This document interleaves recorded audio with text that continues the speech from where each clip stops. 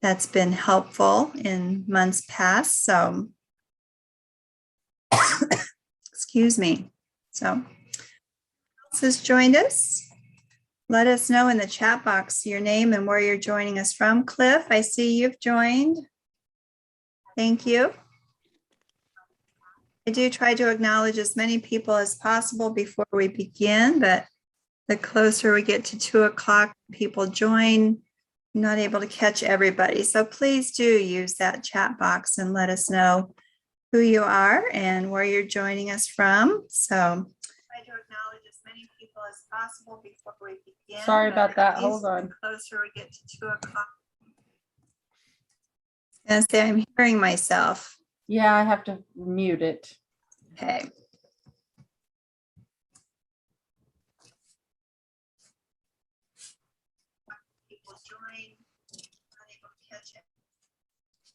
We were in a presentation one time. Michelle in North Platte, I want to recognize you before I continue. So Jerry is joining us from Bruning. So welcome to him.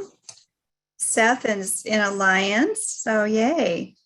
We've got a couple of people from the North Central Northwest region of the state. So we'll give people just a couple more minutes to join us.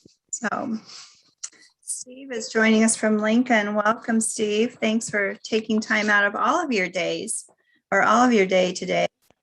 Grammar is not my thing now. So thank you for joining us to all of you so far. We'll give it just a minute or two. I keep seeing people join us, so I want to take full advantage of getting them on board before we get into today's great presentation with our speaker, Ron Tillery. So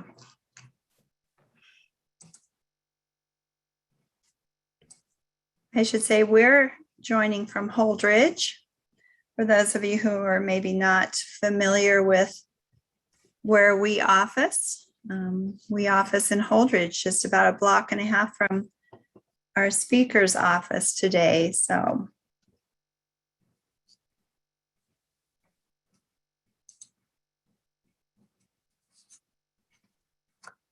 someday we should ask where you were born or where you grew up.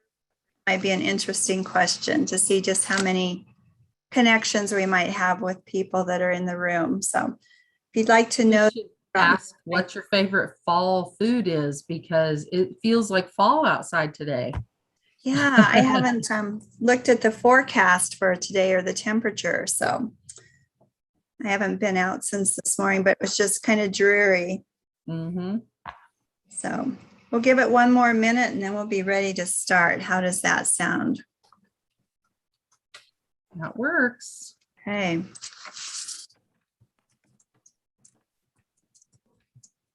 Everybody's quiet. And we have a special presentation plan too. Okay. Very excited for today. Yes. The pressure's on, Ron. What? We are celebrating today. So, but I think we will go ahead and start today's webinar and honor everyone's time. Thank you for joining us.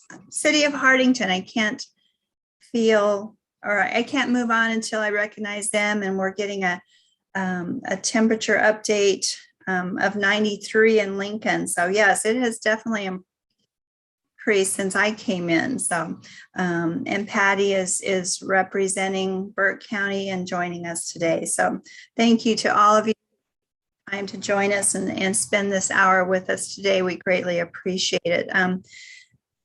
Before we get underway with today's HomeNE webinar, I do want to recognize our financial partners at the Nebraska Department of Economic Development for their financial investment and support of this HomeNE Learning Network. So as I said, I do want to honor everyone's time and get going with today's webinar. And as I mentioned, for those of you who've maybe just joined us, we are streaming this on our YouTube channel as well. So if you're having difficulty or a coworker for some reason cannot get on, feel free to send them over to our YouTube channel to watch today. So welcome, and let me formally introduce myself. For those of you who don't know me, I'm Lori Ferguson with the South Central Economic Development District in Holdridge.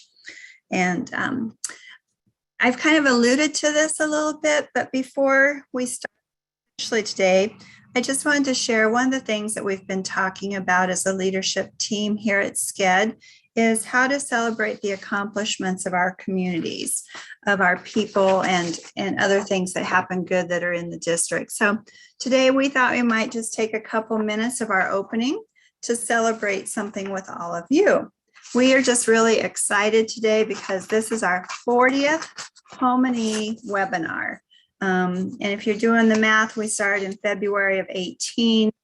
We do 11 webinars a year, taking the month of December off. So today's growth slide looks a little bit different. In February of 2018, Sharon and Francis, who are pictured there, facilitated our very first webinar. And I have to apologize to Sharon. Whoever said the hand is quicker than the eye, never had to stop a live video at the millisecond that somebody is smiling and looking at the calendar. So I just want to quantify why that picture is maybe a little blurry and such. But anyway, our inaugural speaker of 2018 was Marty Barnhart, and he talked about transforming distressed property. So kudos to Marty if he has joined us today for being that first speaker for HomeNE. So the next slide is just a continuation of what HomeNE accomplishing and our celebration for today. You can see on the right-hand side there some of our measurables to date, and I won't take the time to read all of those to you, but we're just really excited because when HomeNE was launched with a learning journey in December of 2017, we just weren't sure what it was going to become, what it would look like, or even for how long it might exist. But because of all of you, the celebration is really all about all. It has grown and we have achieved this milestone in the HomeNE Learning Network. So I'm just going to throw a little celebration icon on my screen and say thank you to all of you. So many of you have been faithful in making this network what it is. Lori? Yes. Could I interrupt for just a second? Sure. I've lost video, so I'm going to sign out and sign back in. For some reason, I've lost video on my laptop. Okay. So That's an I'll be back. important piece. So yes, please do. So as I was starting to say, many of you have been faithful in making this network what it is. It's our continuing goal that you as an organization, perhaps, or a community, is reaping dividends as a result of the information and the opportunities that have been provided through HomeNE. So let me just extend a heartfelt thank you to all of you for your continued investment and participation.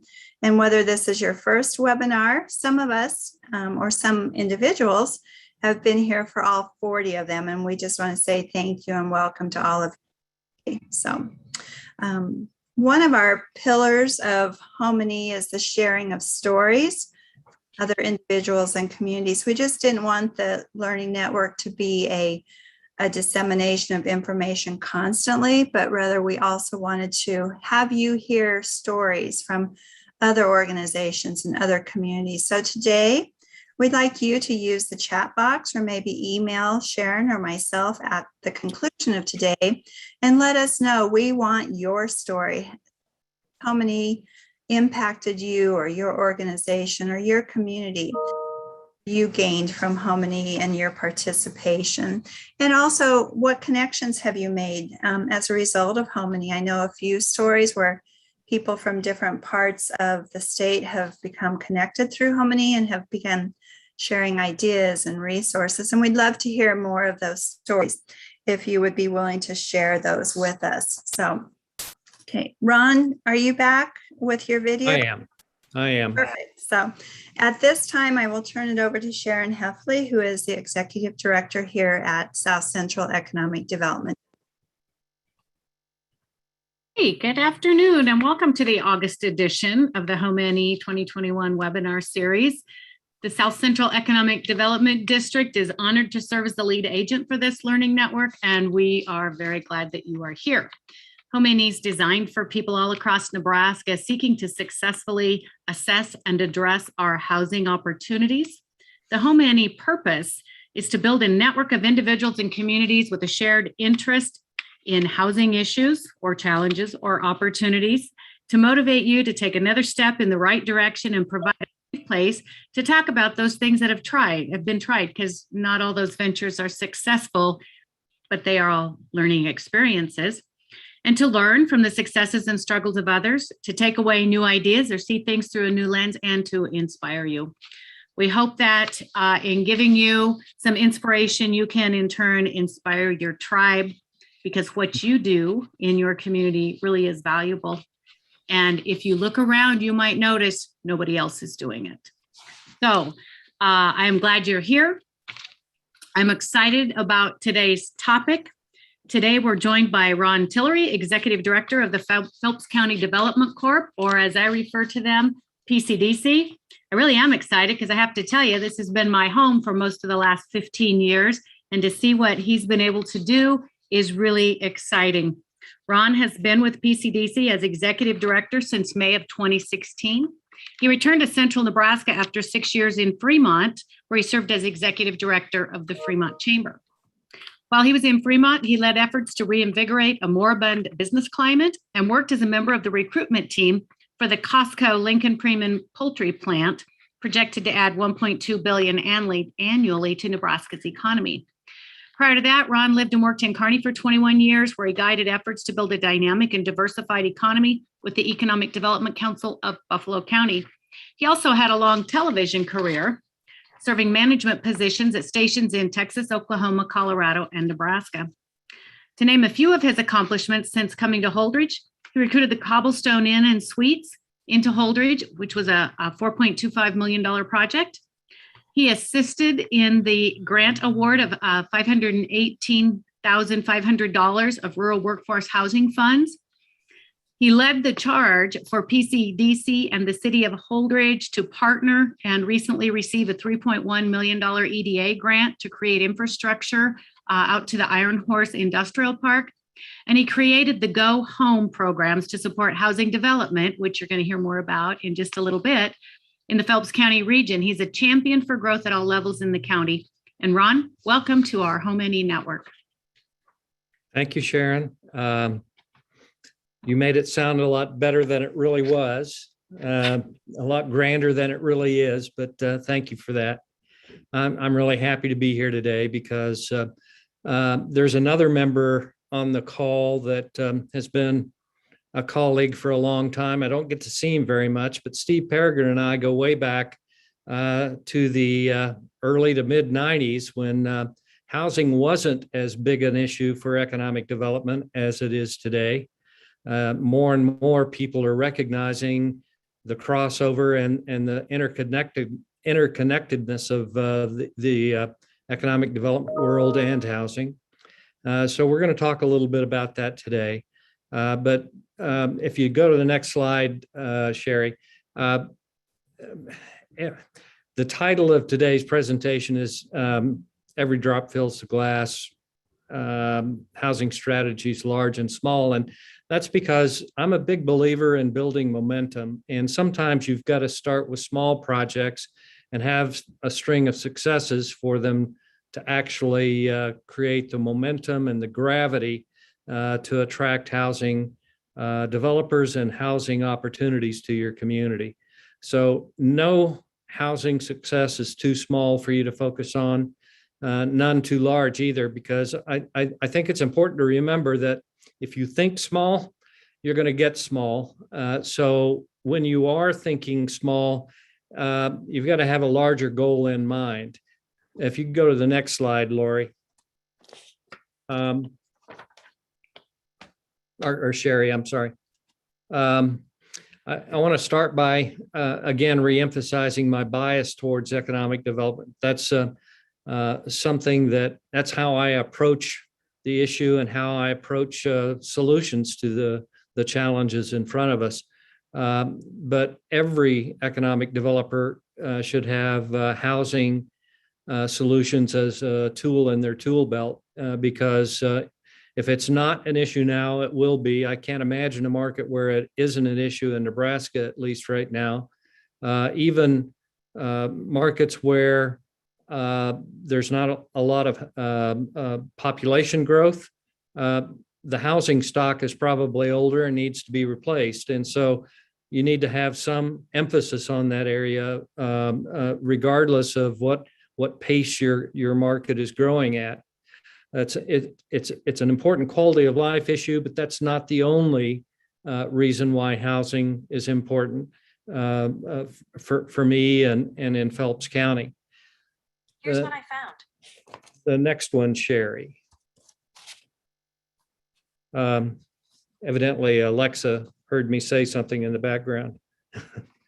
So again, no housing solutions, you have workforce issues. And that's certainly the case in our market right now. We've got two major companies in our major manufacturers in our market that are together trying to recruit about 100 people and grow. We have to have places across the entire spectrum, both owner occupied and renter occupied, that meet the needs of those potential new employees.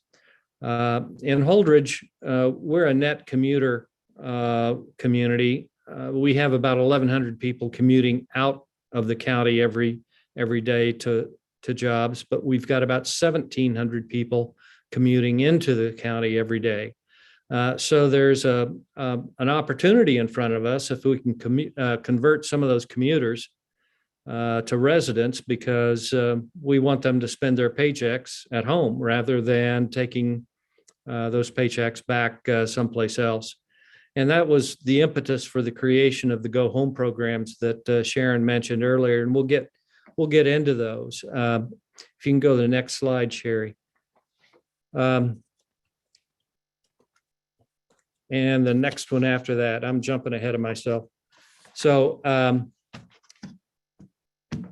housing challenges can be overwhelming because it's difficult to know where to start. But again, there are probably opportunities in front of you that you don't see, but you need to start asking questions. And again, if you start small, you don't want to stay small, but if you start small and have some victories, those can lead to bigger victories. So I'm going to give you some examples of the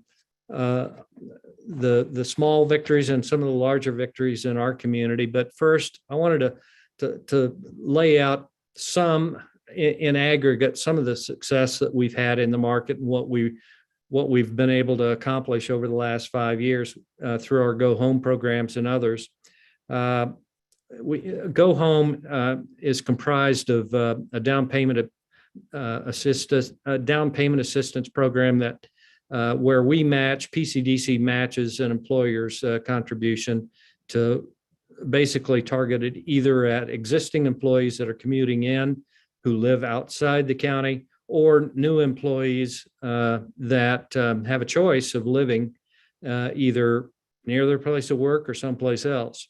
So we created the Go Home Down Payment Assistance Program. We also have a companion renter assistance program.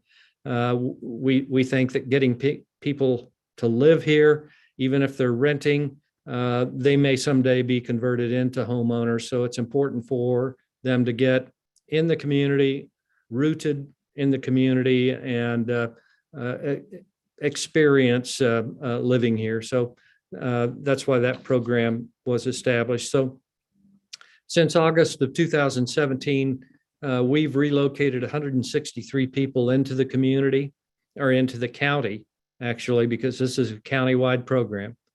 And we've added, let's see, 39 new residents just this year, 27 on the private employer side and 12 on the public down payment assistance side. Now, recognizing that public employees, such as school teachers, city employees, county employees, they can't, those governments can't provide an employer match We for those employees, provide $2,500 of assistance through PCDC. So this year we've had 12 of those and 27 in the private sector.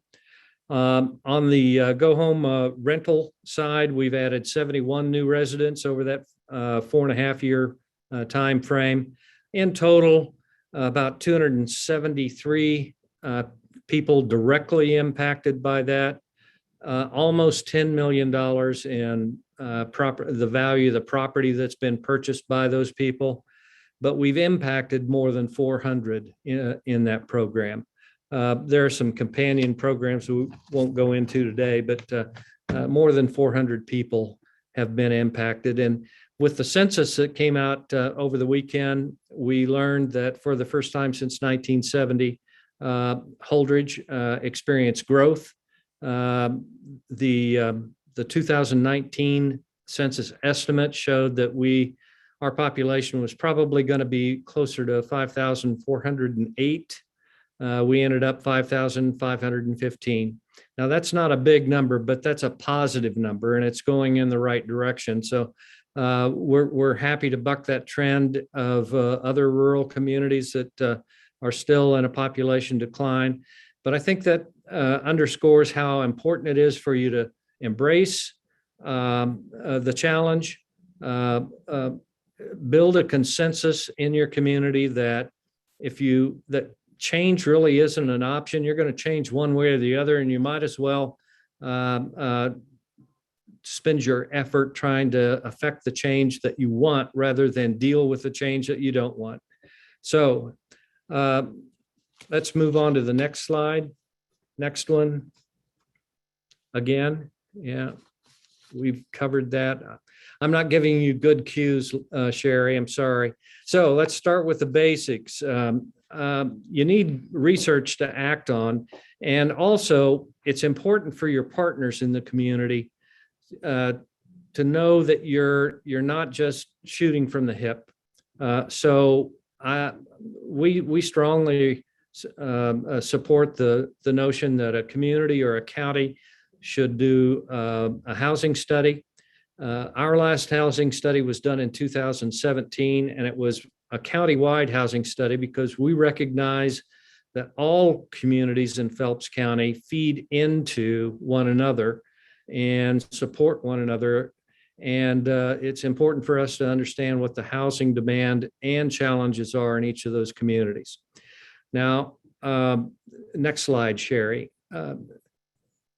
We also think it's really important that you have a lot of partners at the table and build consensus. One organization could fund a housing study, but the fact is then it would only have that one organization as an owner. And we think there's more value if you can have a variety of organizations that help fund this basic research that is needed so that everybody has a little skin in the game and an ownership stake in it. They're more likely to be willing partners in future endeavors if they've participated in establishing what the baseline and the strategies ought to be going forward.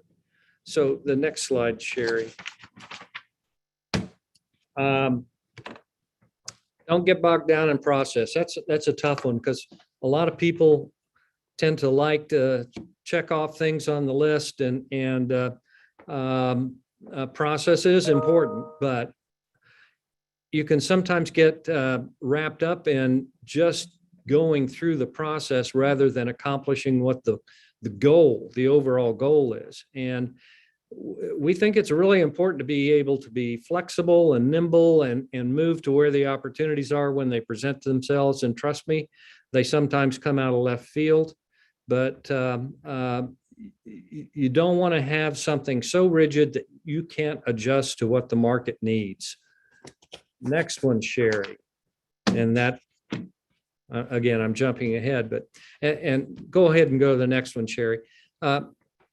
Your employers, your major employers are stakeholders in this, and they oftentimes don't know what their role is. They just know that they need employees and they need places for their employees to live. But somehow they need to be engaged and a part of the process so that um, they have skin in the game, and you can turn to them when you have a project that requires not necessarily just financial assistance, but the support, the willing shoulder behind the wheel to get something done. If they're at the table and communicating during the development of a project, it's more likely that you're going to find the resources that you need to carry it across the finish line. So the next one, I thought I'd give you some examples. We've worked in all the communities in Phelps County, but I'm going to focus today on the projects that we've had in Holdridge, Bertrand, and Loomis. Now, Holdridge is the largest community in Phelps County. Bertrand and Loomis are smaller villages, but all of them are stakeholders in PCDC and contribute small amounts of funding for our annual operation. So we are a community, well, our organization is supported in part by LB 840 funds. We also have a general fund that is funded by investors, including the villages and governmental units in the community. But our LB 840 assistance goes to projects throughout the county. Recognizing that even though that the sales tax dollars may be generated in Holdridge, we have shoppers that come from every community in the county, and they support the program in that way.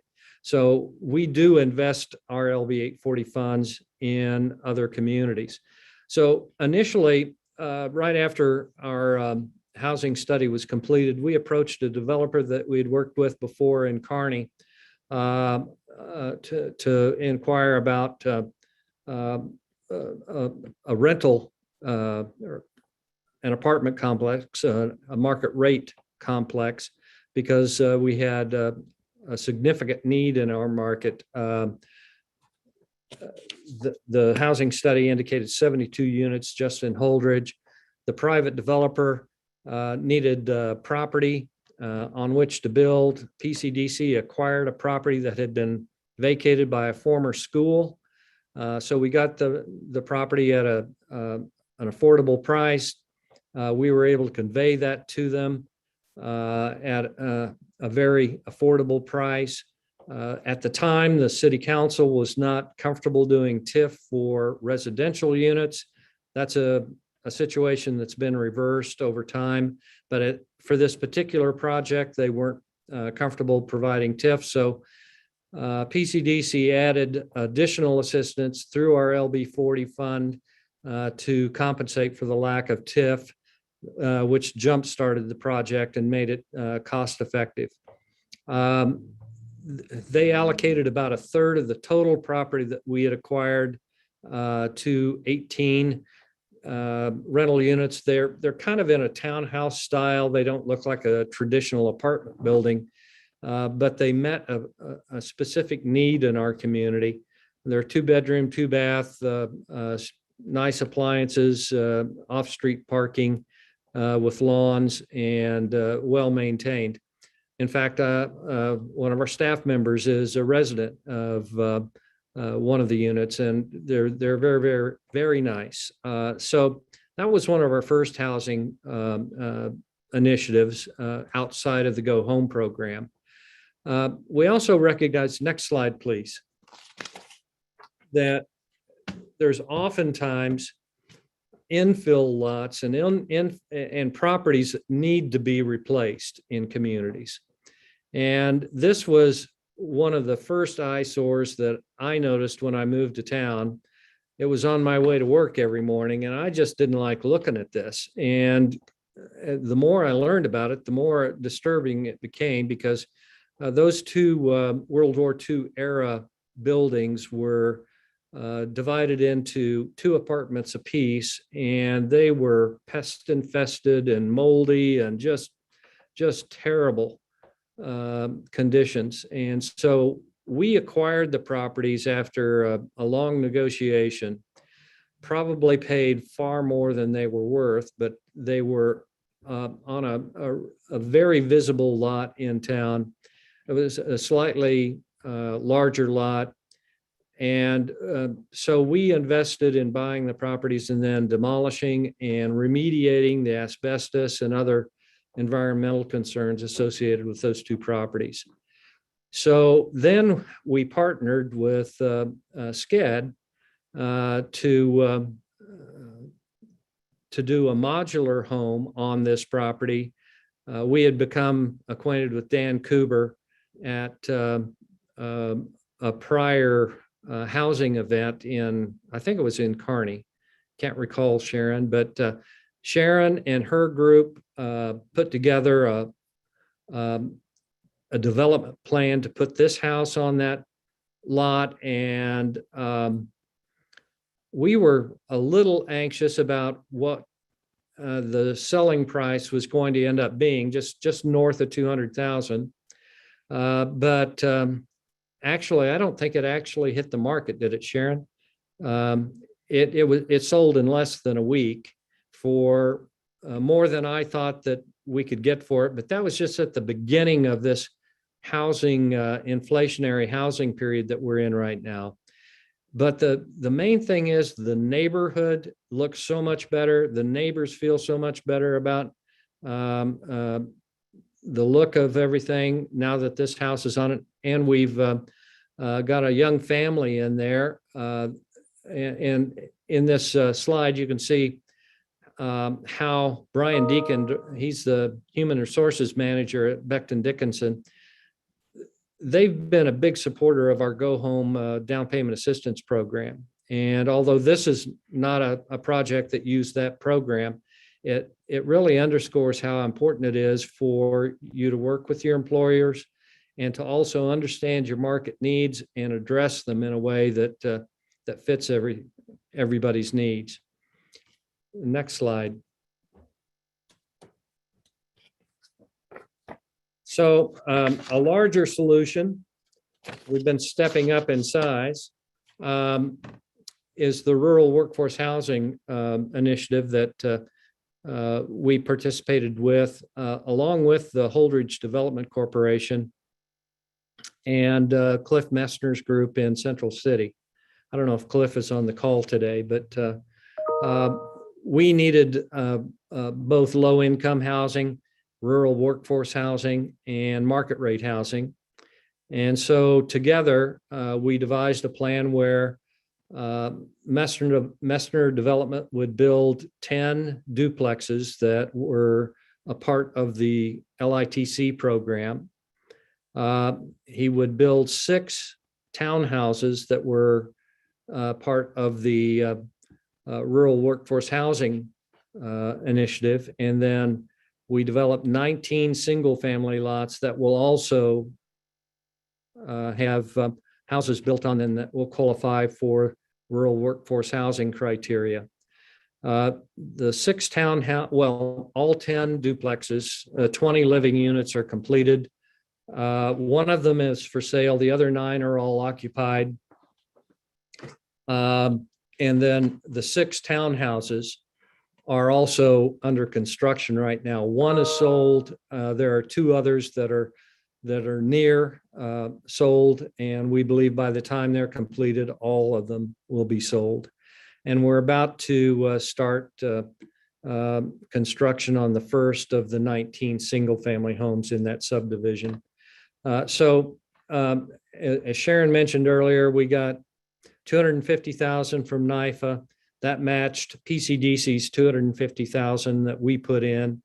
And then DED added $319,500. So with that $800,000+, we were able to buy a tax increment financing bond to underwrite the cost of infrastructure. So all water, sewer, power, lighting, sidewalks, everything's done.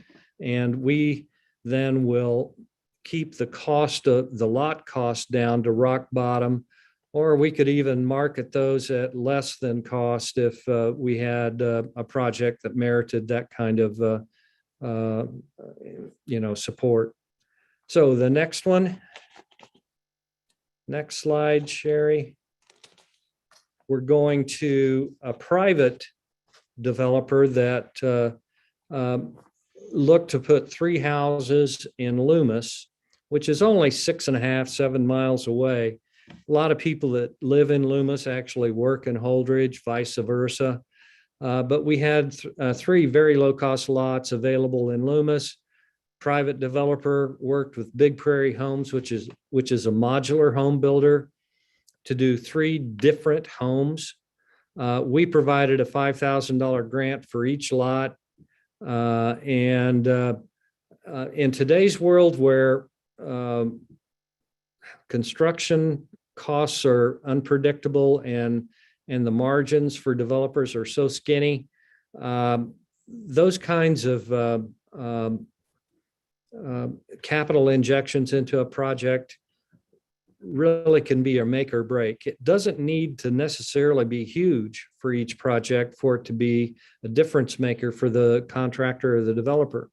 You need to find people that are willing to take the risk and then help mitigate that risk if you can. So we were really pleased with these 3 houses that went up in Loomis, and we're hoping to see additional similar work throughout the county. Now, I don't have a slide, but in Bertrand, we've done a couple of projects in Bertrand. One is a infill lot that we purchased and demolished a double wide mobile home that was in very poor condition. And we thought we were going to have a single family home put on that lot. But what happened is that an adjoining property owner bought it, or we sold it to them for an expansion of the existing house that they were in. That made it well, it adds to the tax base and makes for a better looking neighborhood. We also just did another project again with SCED as a lead partner to fund acquisition of a lot that was partially occupied by dilapidated mobile homes. We're supporting the Bertrand Housing Authority to buy that lot. They're going to demo everything on it and then build duplexes. So this particular property will handle up to 5 or maybe more living units when they get it done. And our loan to them is a forgivable loan. So for every new unit they bring on, we'll forgive $5,000. And again, I guess it's important to note that we view the LB 840 funds as stimulus dollars that we can inject into projects that will improve the overall quality of life and vitality of our market. We don't see our role as being a bank where we follow the same kind of, or required to follow the same kind of banking principles that banks have to follow. Our job is to put our LB 840 money to work and to improve the community, not to make loans and make money on those loans. So we make judgments about the return to the community, not based on how much money we make off of the LB 840 money, but how much tax base, jobs, and other investment we can attract as a result of that. So if you can go to the next one, Sherry. I keep wanting to call you Lori. Why is that? Okay, so this is what our down payment assistance program looks like. And by the way, if you want to take a look at what an application looks like, which we've attempted to make as streamlined as possible, we designed our program to work through employers. So what we're doing is relying on employers to identify and to vet their own employees that they want to include in this program.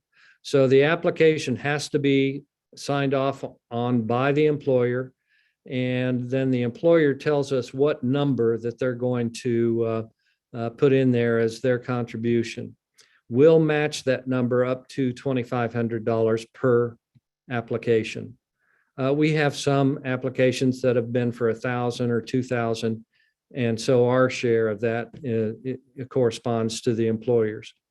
So at most, they can get 5,000, unless, of course, the employer gives more, but so far that hasn't happened. But for a lot of people, $5,000 at closing is pretty meaningful. And it's also meant to encourage people to consider living here as opposed to someplace else.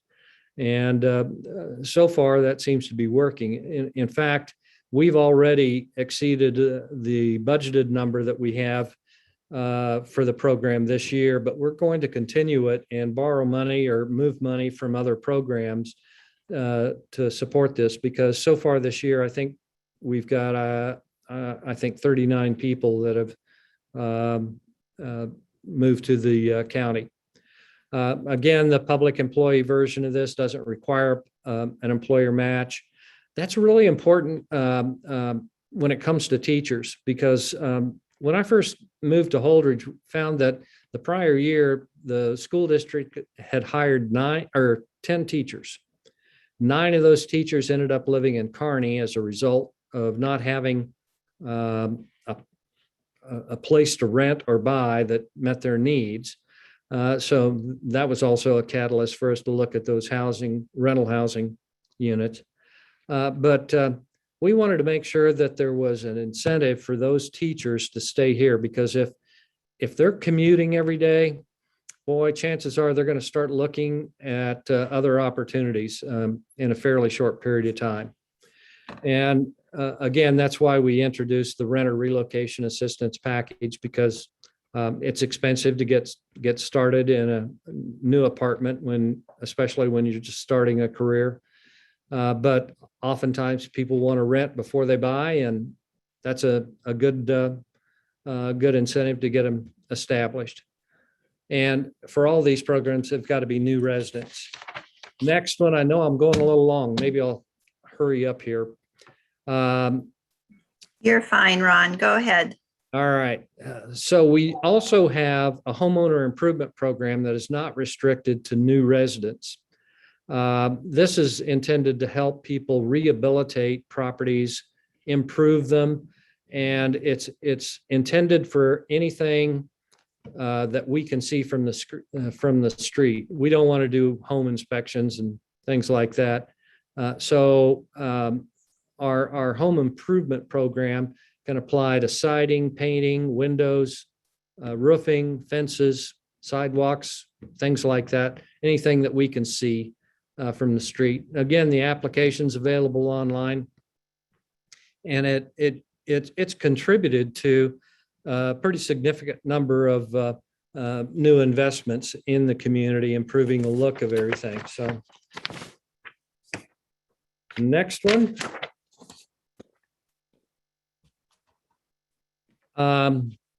The contractor's risk mitigation program is something we haven't seen a great amount of activity in this area, but part of that's because we've got contractors just so busy. But again, recognizing that margins are skinny for contractors, there are reasons why, risk factors why they sometimes don't start a project. We're looking for ways to mitigate that risk. It's designed primarily for those workforce housing qualified projects. So we hope that this program continues to get some looks and activity and increase in activity. We've also got a program to help contractors or developers flip properties that need rehabilitation. We've had more activity in that area, and really pleased with the improved look of the community that's been developed as a result of this. And then we've got a lot clearing or environmental remediation program. If something needs to be demoed, Oftentimes landfill fees can be pretty expensive. So we created this program to help in that regard. Applicants can double up on this one with some of the other things. And it's also been used to do mold rehabilitation or remediation and other things like that. So again, they have to have the approved application in hand before they start the work. And our office does a good job of administering the program and making sure that they're working with good statements, invoices, and proof of the work actually being done. Next one, I think we're close to the end. Yeah, just summarizing, down payment assistance programs impacted over 400 new residents. That 27 number has been plussed up since I created this slide, I think 39. And then that real estate number also is higher, up to 9.7 million just in the last couple of weeks. So we've had quite a lot of activity this year.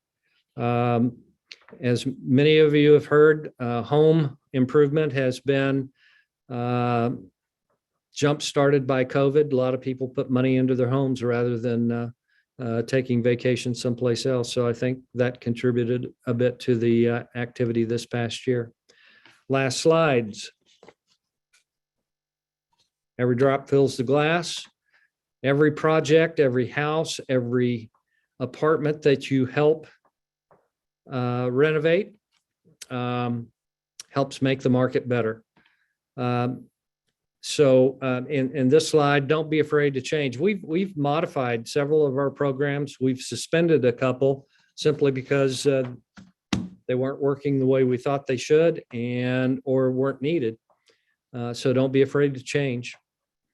Share, copy, steal, borrow. I think Sharon and Lori and Sherry have another name for that, but wherever you can find an idea that works, use it.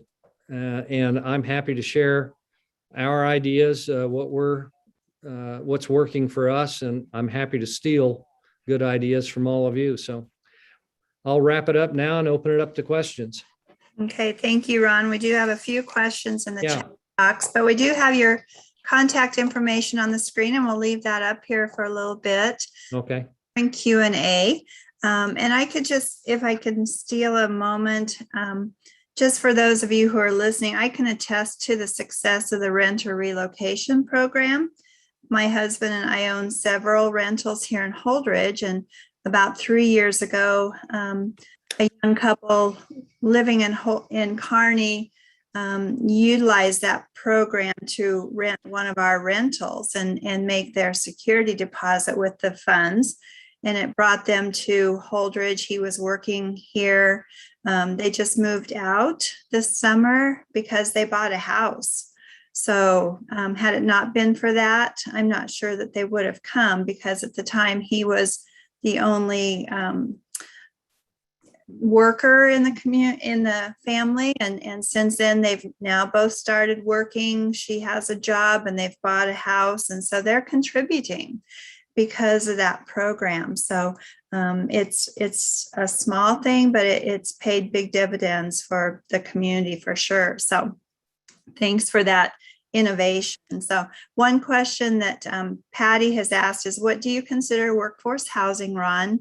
And have you had to adjust that number with the current housing market?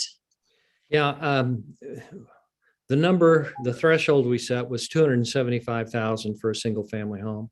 And that was based on the rural workforce housing criteria when it was established a couple of years ago. I think they may have adjusted that up to 285, but we haven't changed our strategy right now.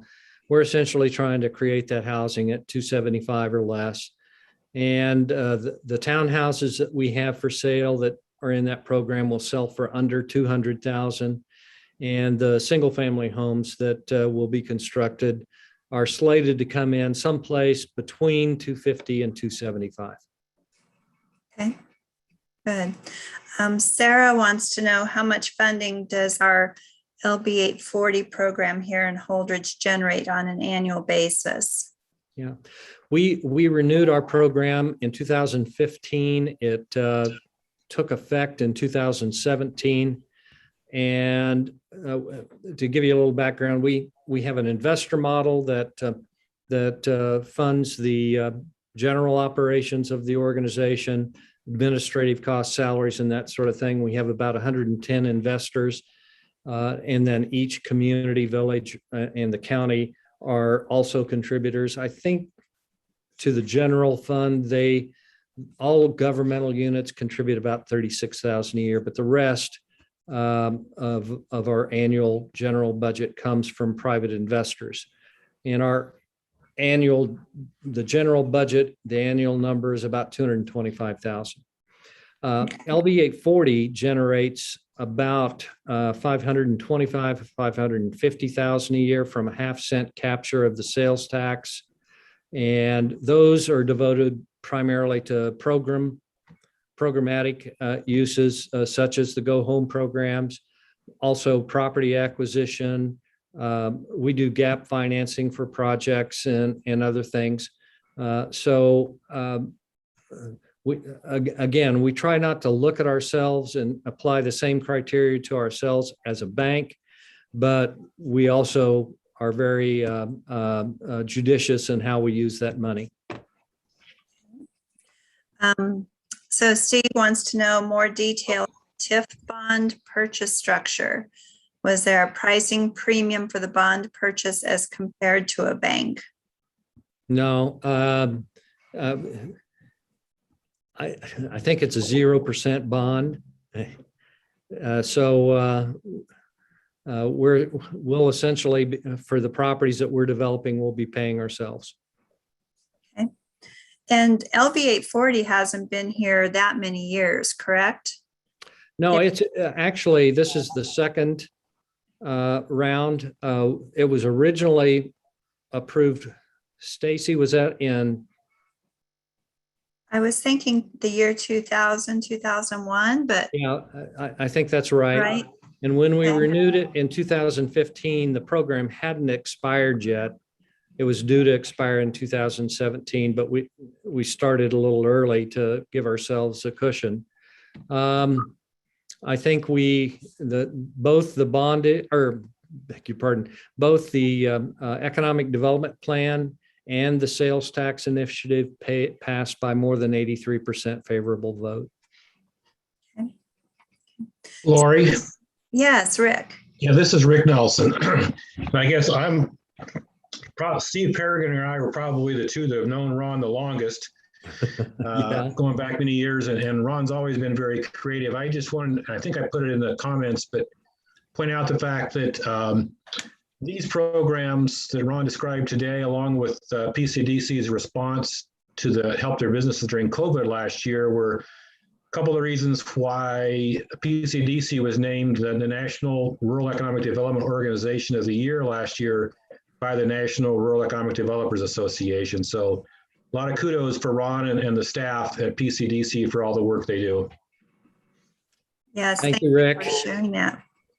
Somebody on the call today, I think, nominated the organization, so we want to thank them too. It just serves that really, as you're trying to say today, every drop fills the glass. Every activity has led up to that national recognition. So definitely a worthy one. So. Another way to put it. I'll also say that we've had PCDC share this story a couple of years ago with all the members of the Heartland Basic Economic Development course, which is a 6-state economic development basics course. So Ron's not shy about having the information shared and probably considers it a compliment if somebody copies it. Yeah, absolutely. I can't overemphasize this. Success breeds more success. And we refer to it as economic gravity. Once you start building on one small thing to the other, it attracts attention, and it allows for development to occur more organically, and you just get more supporters, more partners in the process that way. Okay. Thank you. Any other questions for Ron?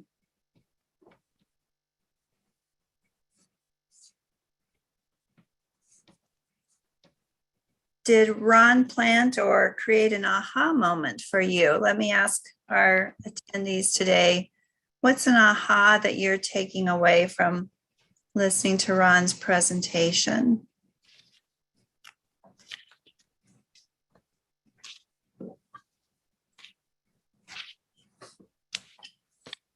Well, at least they can't throw tomatoes over the internet.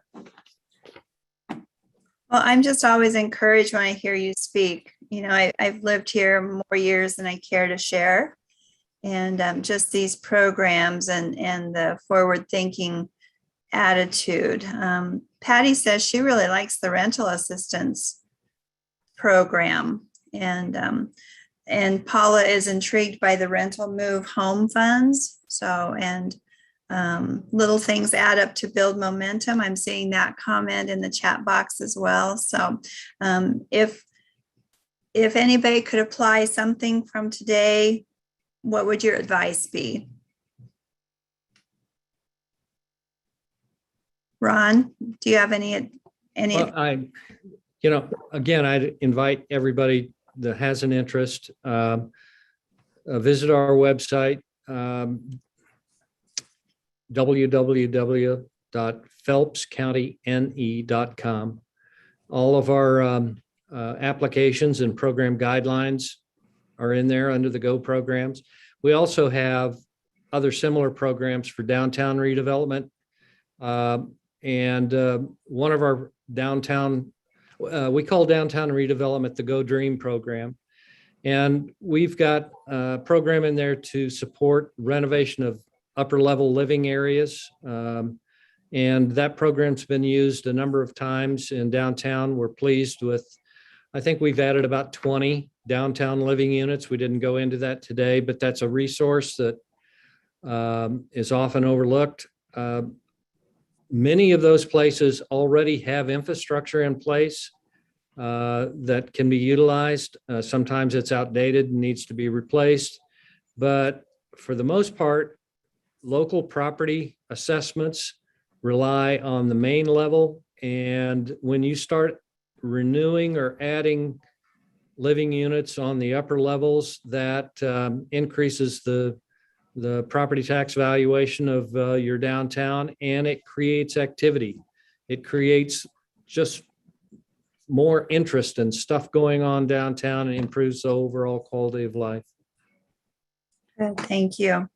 So, so if you want to reach out to Ron, I know he's very accessible and available and would love to share more. And the word GO is really an acronym, correct? It's for growing opportunity. Is that what? That's right. Okay. So, and hashtag grow37. Okay, perfect. So, well, as we begin to conclude today, I just attention to a couple things. Today's webinar, as well as all of our past 39 webinars, will be available to you on our website, and you can see that we've had an amazing selection of speakers in the past, and I know we will continue doing that. And you can just see a montage of a few of our excellent speakers from the past. So we've had 40 webinars, over 1,500 YouTube viewings of webinars. So we know you're taking advantage of that opportunity. I also want to take a moment just before we wrap up to give a nod to another aspect of HomeNE, and that is our gatherings.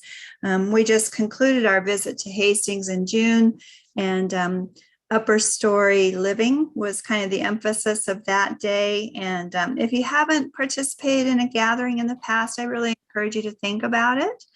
We do them twice a year when COVID is not around, but we are already thinking about what does our fall gathering look like? Where is it going to be, and what the subject will be?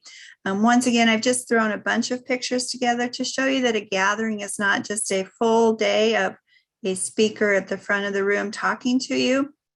We do have speakers. We visit sites. We have small group activities. We do debriefs as a large, just always working to get information and connections created. We also have a little fun, as you can see there on the left, with juggling to wake up our brains on a morning activity.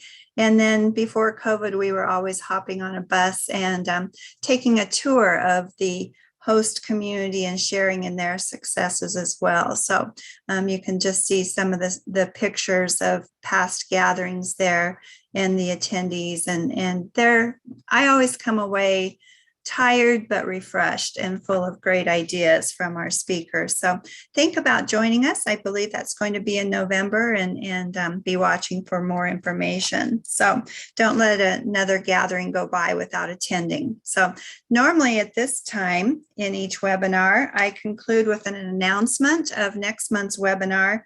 But today I am really excited to pass the baton back to Sharon so that she can set the stage for what's happening next month. So Sharon. All right. Can we get the next slide, please? Thank you all for joining us. Next month, the SCED team will be issuing a call to action because, says it right there, your community needs housing. So it will be a call to action. It will also be a challenge to be a pro. And we're just going to let you ponder on that a little bit. What might that mean? It's kind of similar to when I tell my family, hey, for supper tonight, we're having Mama's Soup surprise.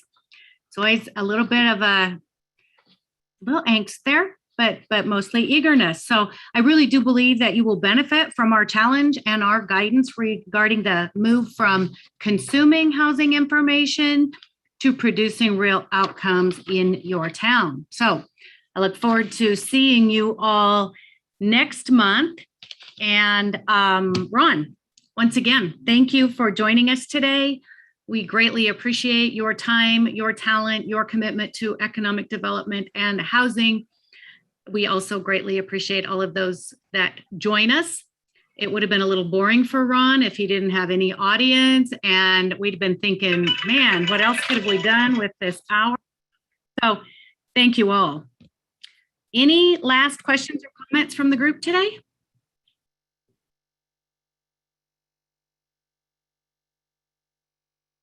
All right. If not, thank you everybody for joining us and have a great rest of your day. Bye.